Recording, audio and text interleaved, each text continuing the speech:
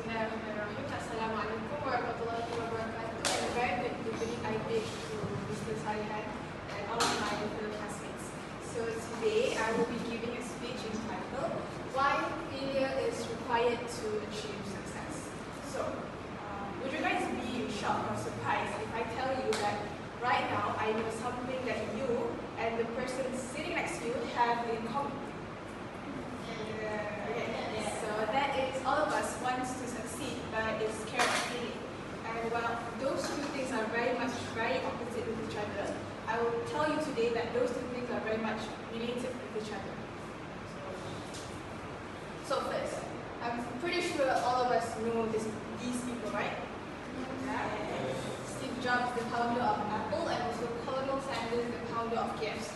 So similarly with these two very successful people, a lot of successful and also admirable people we know, rather than are known for their success, are also very much known for their success story, consisting of them having to fail once, twice, thrice, or even a lot of times.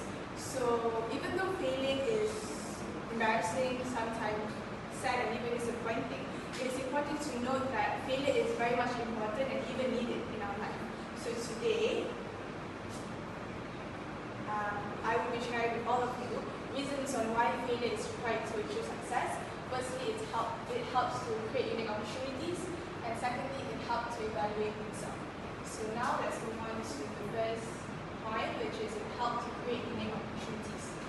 So usually when we fail to follow a certain plan that we have planned a long time ago, or we fail to sort of hit a goal of ours, such as getting a certain mark in an exam, or getting a certain place in a competition, a lot of us would feel sad or feel like we're not good enough and most likely even give up.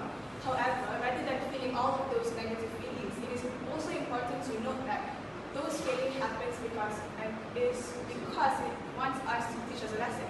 If those failures are actually happening, or those failures, we should take those failures as sort of an opportunity for us to learn and grow. This is because if those failures did not happen, we would not even do things or do ways that we haven't even considered might we have succeeded in the first place. So take for example going to a maze. So in order for us to achieve that end point here, we would first have to go through a lot of wrong turns, right? And a lot of failing trials before we're able to go from there until here. So similarly in life, we would first have to go through a lot of bumpy roads and a lot of failures before we're able to achieve that success that we want. Those bumpy roads and also failures also help us to be more strong in terms of our mental health, and also just help us to be more prepared to face even greater challenges, and who knows, might even help us to get that even bigger goal in our life later in life. So moving on to my speech's second and last point, which is failure is required for us to achieve success because it helps to evaluate ourselves, sort of like a reality check. So we know that no one in this world is perfect, right? Yeah.